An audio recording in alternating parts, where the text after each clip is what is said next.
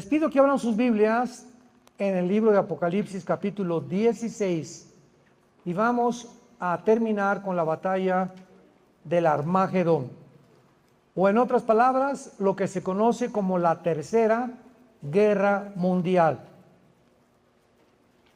Habíamos mencionado anteriormente que de acuerdo al Instituto para la Investigación de la Paz en Suecia, Estocolmo, Suecia, se calcula que en los 6,000 años de historia han habido 25 años de paz. Esta investigación es bastante exhaustiva de parte de este Instituto para la Investigación de la Paz, y esto nos habla de una forma dolorosa, patética, de que la historia del ser humano ha sido una historia de guerras. El hombre contra el hombre, la mujer contra el hombre contra la mujer, el esposo contra la esposa, los hijos contra los padres contra los hijos, el pueblo contra el gobierno contra el pueblo, etcétera, etcétera, etcétera. Este fenómeno de discrepancia, de odio, de rencor, de venganza dentro del ser humano, los sociólogos, los psiquiatras, los psicólogos, los antropólogos han tratado de poder deducir las causas de por qué el ser humano no puede vivir en paz. ¿Qué es lo que nos impele, lo que nos mueve a que lleguemos, como estamos a punto, de nuestra autoextinción, de nuestra autodestrucción? Una de las características más notables del ser humano y más psicópatas y más enfermizas es lo que la Biblia precisamente describe como que el ser humano es un ser autodestructivo y que es mentira bíblicamente que la razón guíe al ser humano. No es cierto que seamos seres guiados por la razón, somos seres guiados por las pasiones. Tú le preguntas a una persona que fuma, oye, ¿tú no sabes que al fumar estás afectando tu laringe, tu garganta, tu tráquea, tus pulmones, alvéolos pulmonares, tu estómago, tu hígado, tu sistema nervioso, tu sangre, etcétera, etcétera? Y te va a contestar la persona, sí. Aún en las cajetillas de cigarros dice, este producto es nocivo para la salud. Entonces, ¿por qué lo sigues haciendo, Pancho? Y te va a contestar, porque me gusta. Oye, ¿tú no sabes que el alcohol puede llevarte a una cirrosis, a destruir tu hígado? Puedes acabar divorciado, abandonando a tus hijos, terminar con tu trabajo, con tu salud. Sí. Entonces, ¿por qué al saber que nuestra razón me dice, esto que estoy ingiriendo como humo, este alcohol, está afectando completamente no solo mi vida, sino la de las personas más cercanas a mi vida, ¿por qué lo sigo haciendo?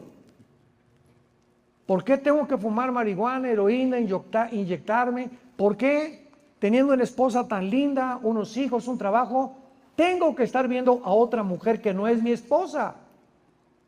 Como dice Salomón en Proverbios capítulo 6, ¿por qué, hijo mío, andarás tras la mujer ajena? Porque el que comete adulterio destruye su alma, infecta su alma y su vergüenza le seguirá. Somos seres autodestructivos que hacemos, sabiendo que nos hacemos mal, lo hacemos de todas maneras. Este dilema del ser humano entre la razón y las pasiones se describe con una claridad tremenda en el capítulo 7 de Romanos. Lo voy a leer rápidamente, bueno, lo voy a enunciar y dice así, dice Romanos 7, el apóstol Pablo hace 2000 años, antes de Freud, antes de Jung, antes de todos los que han tratado de buscar el problema humano. Y dice Romanos 7, porque he descubierto, dice Pablo, que el bien que quiero no lo hago, sino el mal que no quiero hacer, eso hago.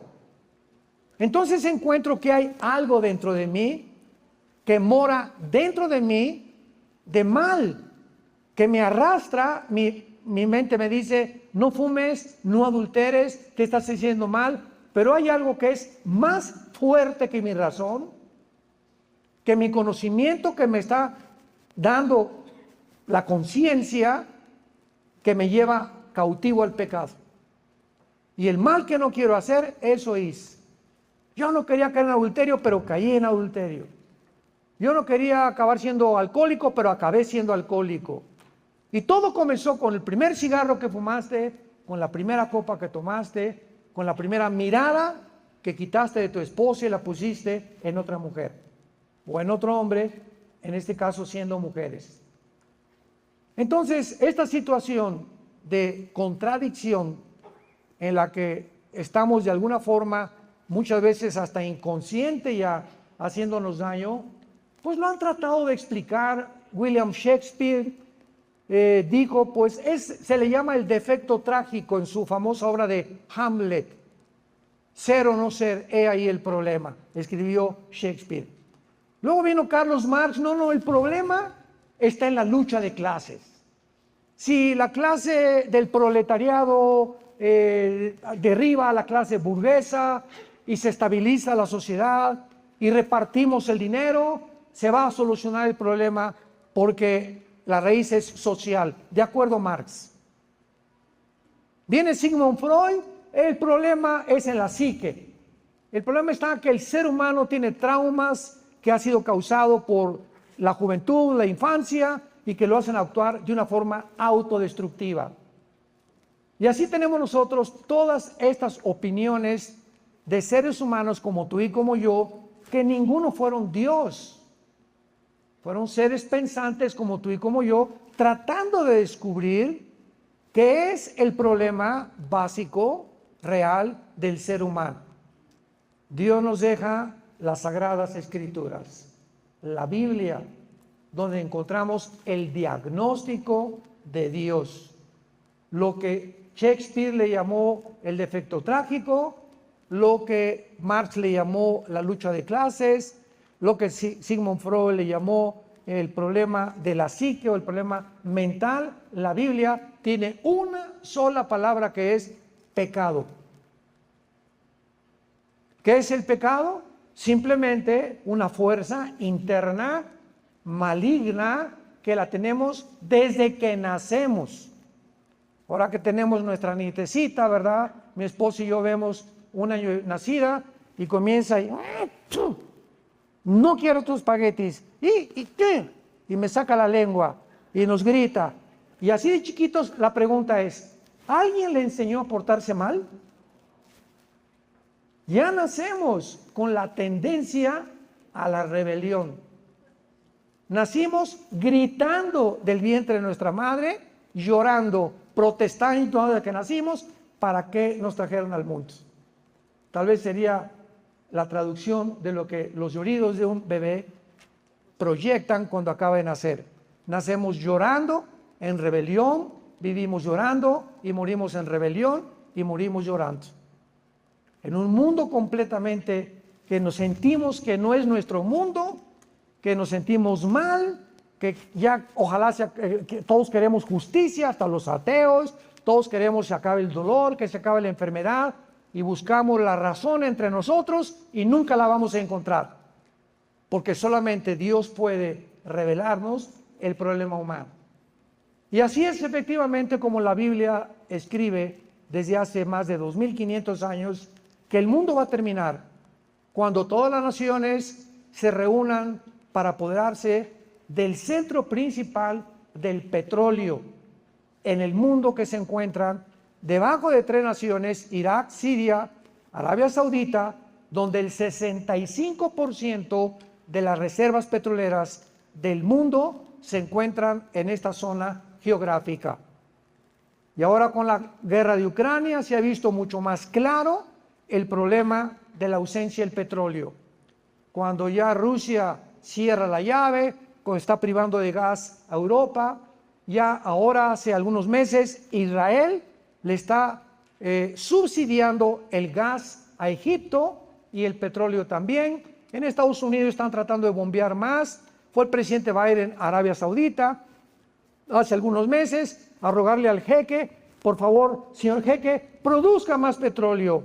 Y el jeque de Arabia Saudita se volteó y le dijo a Biden, no, cállese, váyase a su país. Así, con estas palabras: no voy a producir ni un solo litro de petróleo. Señor Biden, Estados Unidos ya no nos asusta.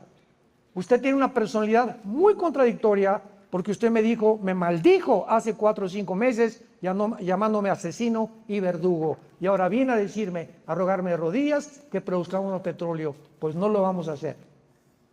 Entonces el petróleo se ha vuelto otra vez en un petrodólar. Ojalá que ya, ¿verdad?, no venga este cambio tremendo en el que cambien el dólar como moneda internacional, o va a hundir a casi todo el mundo en problemas. Pero esta es la realidad de lo que va a suceder. Muchas gracias. Yo les agradecería que me lo prepararan. Sí, porque aquí no puedo. Uno de crema y la mitad de Splenda. Postre no, ¿eh? Muchas gracias, Humberto. Bueno, así está la situación. Entonces, la Biblia termina así, de esta manera, donde se reunirán las naciones del mundo alrededor del Medio Oriente. Y ahorita el problema que hay entre Estados Unidos precisamente es que si Estados Unidos quiere conquistar el mundo, si el Oriente quiere conquistar el mundo, Rusia o China, forzosamente, ya sea el Occidente o las naciones del Oriente, necesitan el control del Medio Oriente. Porque el que tenga el control de las mayores reservas petroleras del mundo, como lo dedujo Saddam Hussein en la guerra de 1990-91, en el siglo pasado, en Kuwait, que dijo Kuwait, me voy sobre Kuwait, pongo de rodillas a Kuwait, me apodero del petróleo y pongo de rodillas al mundo para yo convertirme en el dictador mundial. Desgraciadamente, Hussein no sabía que no era el tipo, él no era el anticristo, y que las naciones no se iban en ese tiempo a quedar cruzadas de brazos. Se formó una coalición por el presidente papá George Bush de 29 naciones, sacaron a Hussein de Kuwait. Cuando llegaron a Kuwait, Hussein había casi destripado a las mujeres embarazadas, había colgado a los niños, había hecho una masacre como no tienen idea.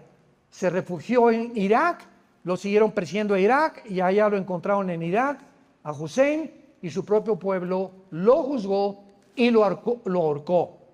Así que no fue posible para él dominar el Medio Oriente.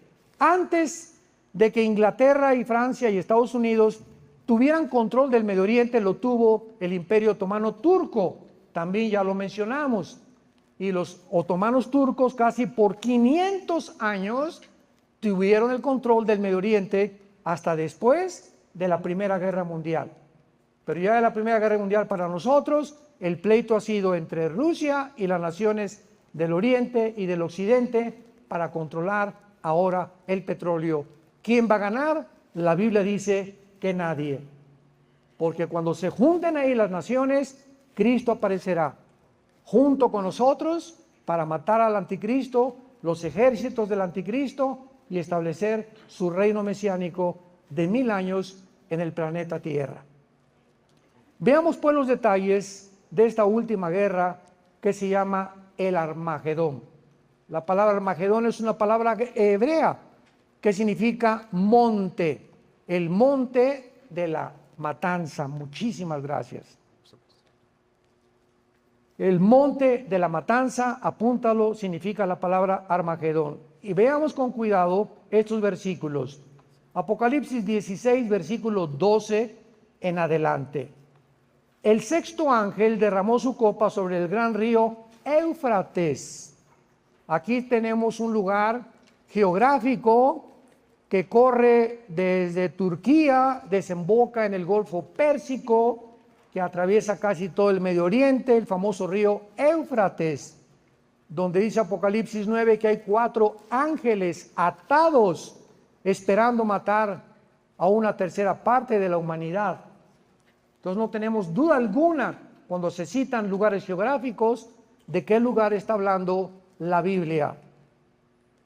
derramó su copa sobre el gran río Éufrates y el agua de este se secó, para que estuviera preparado el camino a los reyes del oriente. En la Tercera Guerra Mundial, antes de que el mundo llegue a su fin, el continente americano Bogotá no existirá. ¿Cómo que hay? Estaremos arriba. Ahí para nada.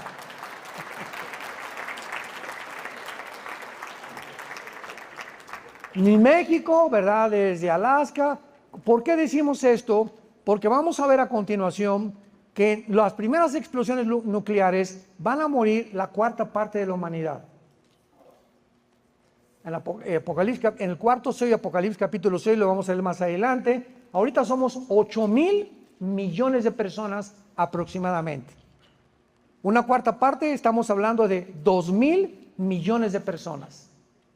Ahora, desde Alaska hasta la Patagonia, el continente americano tiene aproximadamente 1,100 millones de seres humanos. Así que cuando habla la Biblia que morirán 2,000 millones, estamos hablando de 2 continentes americanos. En proporción, los que desaparecerán del mundo por la guerra nuclear. Y vamos a examinar las bombas y las armas que tiene actualmente Rusia y Estados Unidos y la China. En el capítulo 9 de Apocalipsis, una tercera parte más morirá también. Y de acuerdo a la Biblia, solamente cuando venga Cristo sobrevivirá una tercera parte de la humanidad.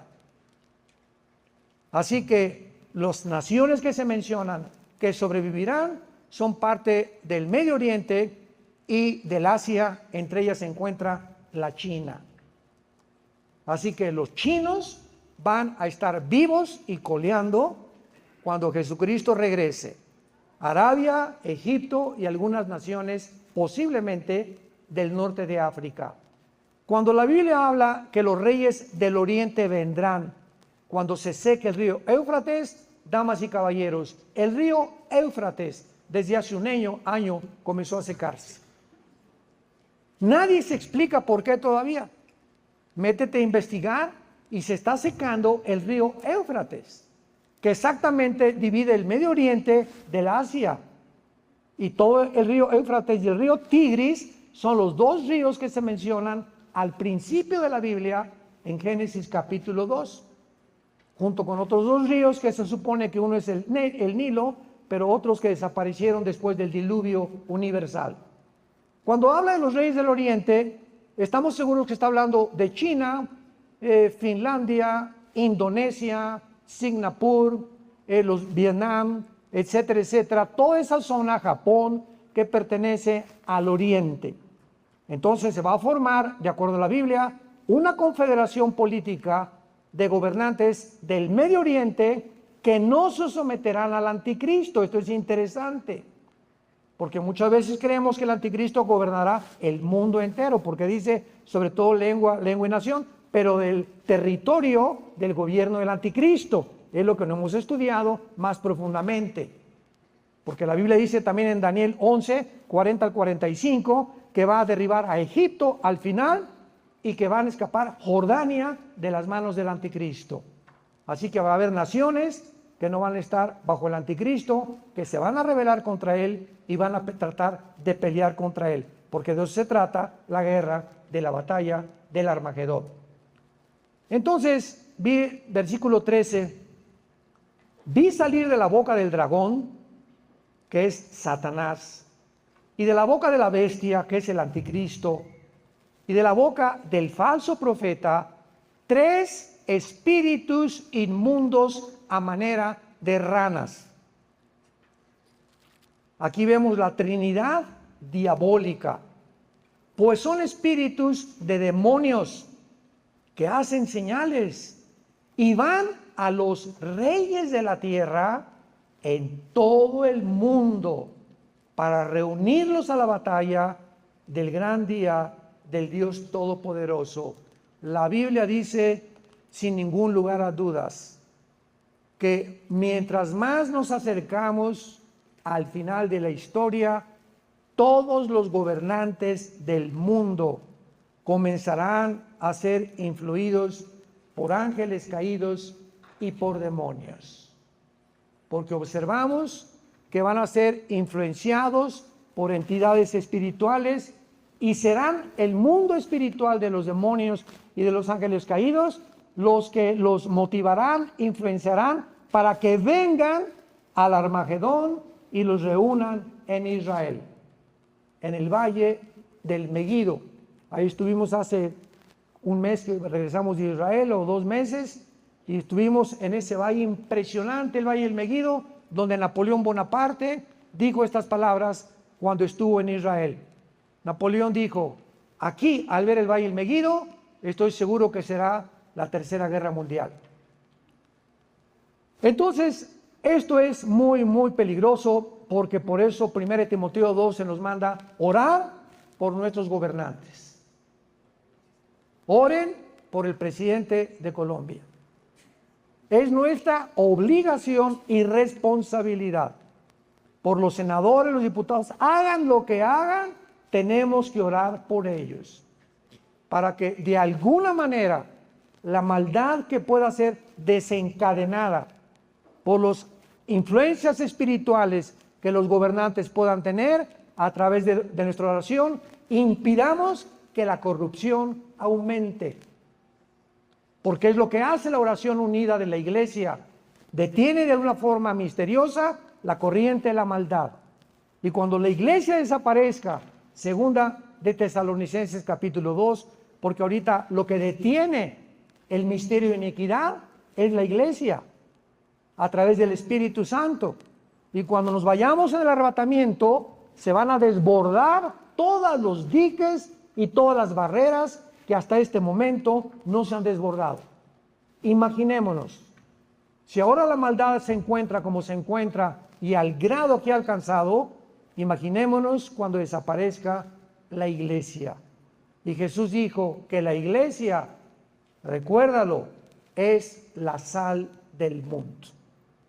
Una sal sirve, ¿verdad?, para impedir la corrupción de la carne, porque si le pones sal a la carne, se tarda más en echarse a que se corrompa.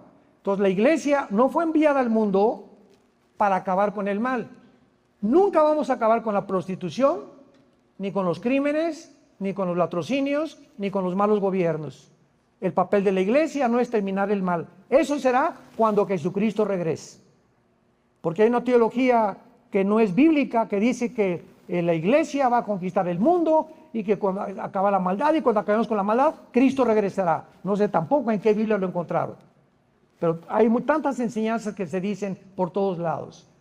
Pero nosotros somos la sal de la tierra y somos, escucha esto, la única lámpara del mundo. Tú eres la única luz de tu familia. La única luz en tu trabajo. La única luz en tu escuela. La única luz en tu bufete jurídico, en tu clínica, en tu consultorio médico. Somos la única luz que hay. Y si nosotros, que somos la luz del mundo, que reflejamos la luz de Dios a través de nuestro testimonio, nos escondemos debajo de la mesa, una luz no se esconde de la mesa, sino que se pone arriba para alumbrar alrededor. Entonces, si tú llegas a tu trabajo y no es cierto que soy cristiano. Oye, es cierto que mi novia ya se acuesta con su novio, ¿por qué tú tampoco, Conchita, tienes relación con tu novio? Ay, pues ya nos dijeron que eras cristiana, ¿verdad? Ay, no es cierto, ¿quién les dijo? Cuando comenzamos a atemorizarnos por la opresión del mundo, porque no queremos ser diferentes al mundo y seguir la corriente del mundo, hemos perdido la luz. Hemos perdido nuestro primer amor. Y le dice Cristo a la iglesia de Éfeso: quitaré la lámpara, quitaré tu testimonio y vendrá la oscuridad a tu vida, a tu familia, a tu casa y a tu trabajo. Porque amaste más la gloria de los hombres que la gloria que viene de Dios. Versículo 15, y dice Dios: he aquí yo vengo como ladrón. Bienaventurado el que vela y guarda sus ropas para que no ande desnudo y vean su vergüenza. Y los reunió en el lugar que en hebreo se llama Armagedón. o en el monte de la Matanza, o en el Valle del Megiddo, en otras partes de la Biblia. Muy bien. Hagamos un recuento rápido de la historia. La primera bomba atómica soltada sobre Hiroshima se llamó Little Boy, o el pequeño niño. Fue llevada por un bombardero B-29 norteamericano y la bomba atómica pesaba 3 toneladas, con el poder explosivo de 12.500 toneladas de dinamita. 12.500 toneladas de TNT. En la zona cero, o sea, venía el avión Enola Gay, bombardero B-52, y escogieron Hiroshima y Nagasaki, los norteamericanos, los ingleses, inclusive los rusos, que fueron la coalición que se formó contra Italia, Japón y Alemania, y determinaron que la soltaran arriba de Nagasaki de Japón, que son 2 puertos japoneses que no tenían mucha gente, pero que serviría como una detención y como una venganza del ataque de Pearl Harbor en Hawái en 1940 por los japoneses, que acabaron con casi toda la marina y portaaviones y destroyers de Norteamérica. Fue un caos. El presidente Truman se levantó y dijo: entramos a la guerra.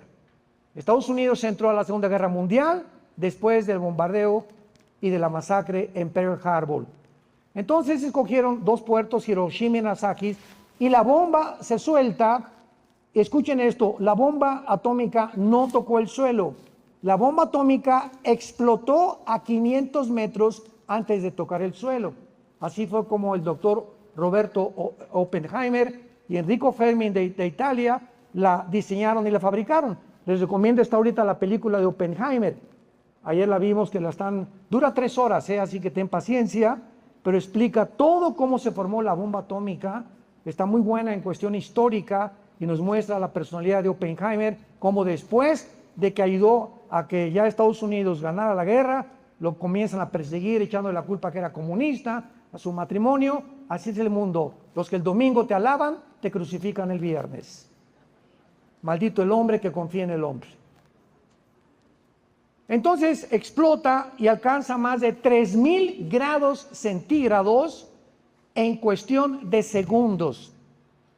Explota a 500 metros y en menos de 5 segundos alcanza 3.000 grados y queda completamente devastada una zona de más de 25-30 kilómetros de la zona cero. Más de 80.000 japoneses mueren instantáneamente y se inicia una tormenta de fuego y de incendios que duró 6-8 horas aproximadamente. Lo más interesante de esto es que la Biblia, veamos rápidamente en el libro de Zacarías, ahorita regresamos a Apocalipsis, Zacarías capítulo 14, profetizó hace 2.500 años. Damas y caballeros, la Biblia profetizó hace 2.500 años los efectos que tendría una explosión nuclear, cuando ni siquiera la pólvora se había descubierto. Zacarías 14, versículo 12. Y esta será la plaga con que herirá Jehová a los pueblos que pelearon contra Jerusalén. Escucha. La carne de ellos se corromperá estando ellos sobre sus pies. Se consumirán en las cuencas sus ojos y la lengua se les deshará de su boca. Esto no lo produce una lanza, ni una flecha, ni una granada. 2.500 años antes la Biblia había profetizado que la bomba atómica iba a producir rayos infrarrojos, rayos ultravioleta, que harían que las personas o los japoneses que estuvieron presentes en segundos desaparecieron sus ojos, sus cuencas, se desapareció su cuerpo por el infierno del calor que desplegó la radiación nuclear del uranio 235 y del plutonio, que son los elementos que forman una bomba atómica. 75 años más tarde, después de la Segunda Guerra Mundial, el científico alemán Robert Oppenheimer, quien fue director del proyecto Álamos en Nuevo México, todo esto está en la película, está muy bien documentada la película, le preguntaron, y está en la película, el presidente de Estados Unidos le dice, lo invitó a la Casa Blanca, oiga, tenemos que fabricar más bombas. O sea, ya estaban los americanos contentos de que pues firmaron la paz los japoneses, se terminó la Segunda Guerra Mundial, gracias, y esta fue la filosofía que tuvieron. Más vale que mueran 160,000 japoneses a que hubieran muerto más de 1,000,000. Con la bomba atómica detuvimos la guerra. Si la bomba atómica no hubiera sido soltada, hubieran muerto más de 1,000,000 de personas. Si tú fueras presidente de un país, ¿qué decisión hubieras tomado? Decisiones morales importantísimas para poder determinar realmente cómo dirigir y cómo terminar una guerra. Oppenheimer le dijo al presidente Truman, discúlpeme, yo no vuelvo a involucrarme en ninguna fabricación de ninguna bomba. Anteriormente, Einstein, ahí sale en la película también de Oppenheimer, Einstein tiene una conversación secreta con Oppenheimer y después dicen qué fue lo que platicaron, pero Einstein cuando le propusieron involucrarse en el proyecto Álamos, él se negó y le mandó una carta al presidente de Estados Unidos, Einstein diciéndole, yo sé que cuando funcione la fisión nuclear y produzcamos la reacción del átomo, el mundo se cubrirá de tinieblas y la última guerra será una guerra con palos, ya no habrá armas porque regresaremos a la época de los cavernarios. Estas fueron las palabras de Alberto Einstein. Y ahora que han transcurrido más de 75 años, podemos darnos cuenta las increíbles armas nucleares, que la bomba atómica parece un cohete de los que usan los niños comparado con lo que les voy a mencionar, para que sepan dónde se encuentra el mundo. Estas armas, por ejemplo, Rusia tiene el misil intercontinental hipersónico que ninguna otra nación tiene, que se llama Zircon, con Z, Zircon. Este misil intercontinental puede ser lanzado desde un submarino a una velocidad 9 veces más rápido que el sonido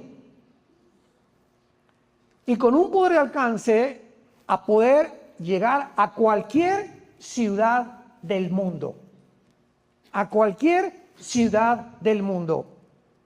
Considerando el poder destructivo y la devastación que causó la primera bomba atómica en Hiroshima y Nagasaki, es lógico que podamos imaginarnos la increíble destrucción y los millones de muertos que causaría un misil o una cabeza nuclear del siglo XXI.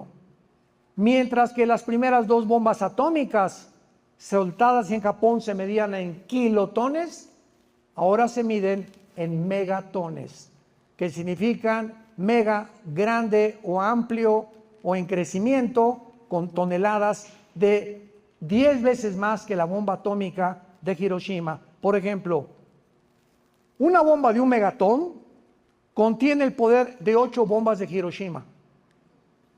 1 megatón, una bomba de 1 megatón, contiene el poder explosivo como si fueran 8 bombas soltadas en Hiroshima y Nagasaki. O sea, 4,000 veces más poderosas que la primera bomba atómica. Actualmente vemos nosotros de que ya no tendríamos que preocuparnos de sobrevivientes ni heridos, porque no habría sobrevivientes. Las armas hipersónicas Zircon de Rusia vuelan tan rápido y a velocidades hasta el Mach 6 con una trayectoria balística atmosférica baja que puede penetrar los sistemas tradicionales de cualquier sistema antimisil que desarrolle Israel o Estados Unidos.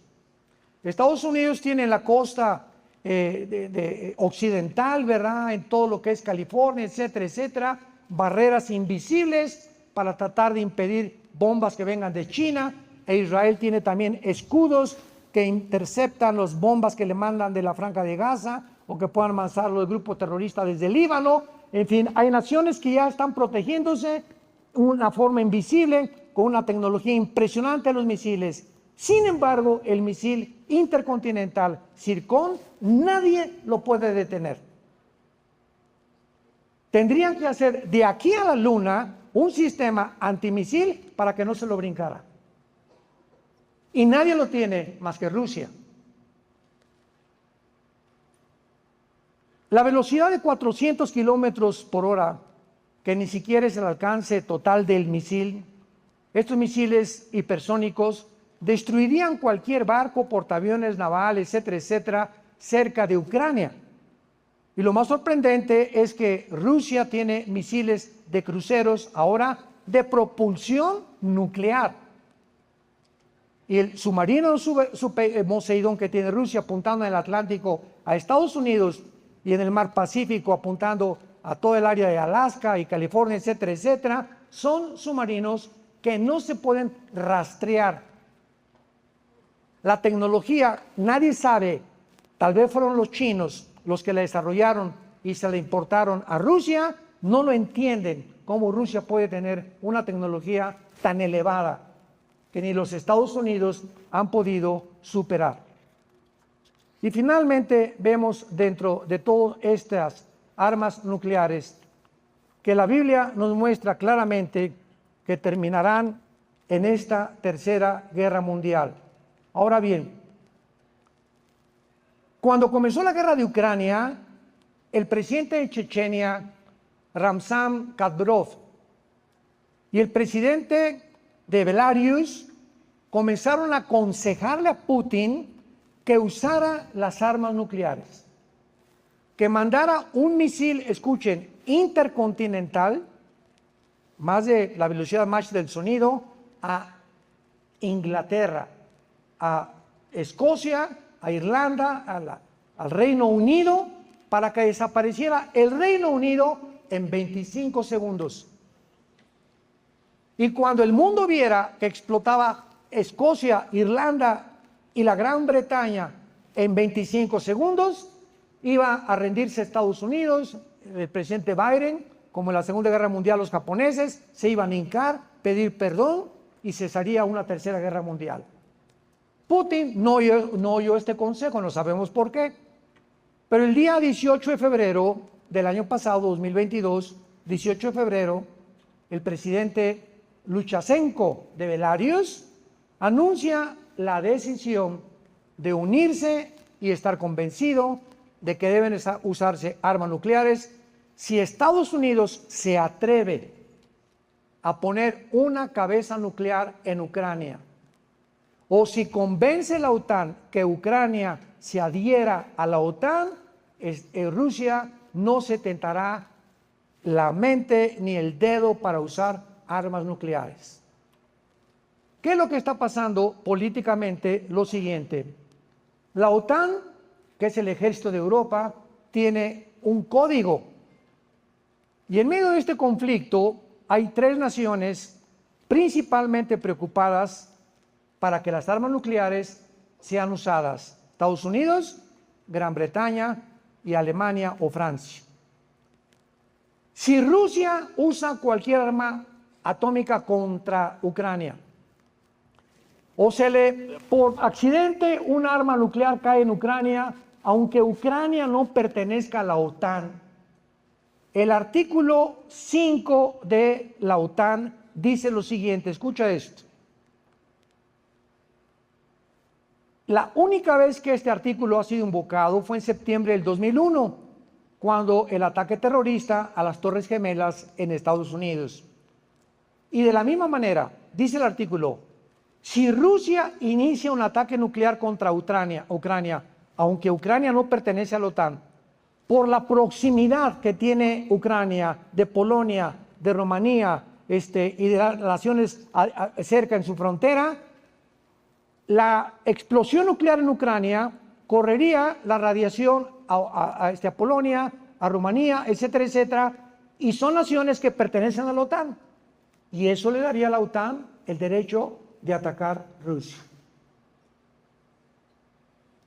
Aunque no sea directamente contra Ucrania, la simple radiación involucraría, porque la ley dice así: cualquier proximidad que tenga una nación aliada a la OTAN, la radiación se esparciría a las naciones vecinas, por lo que las naciones de la OTAN tendrían que responder inmediatamente.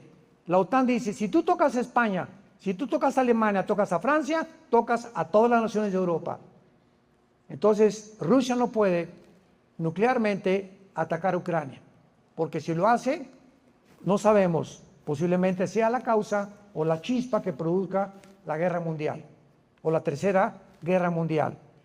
La realidad es que Putin usaría cualquier arma nuclear, no se va a tentar el corazón para hacerlo, y el uso de estas armas causaría una radiación que atravesaría las fronteras de las naciones de la OTAN.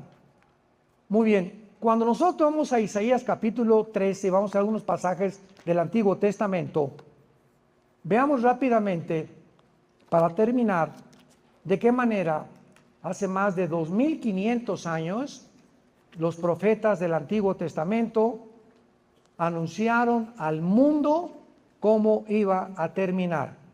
Dice Isaías 13, versículo 9. He aquí el día de Jehová. Viene terrible y de indignación para convertir la tierra en soledad, por lo cual las estrellas de los cielos y sus luceros no darán su luz.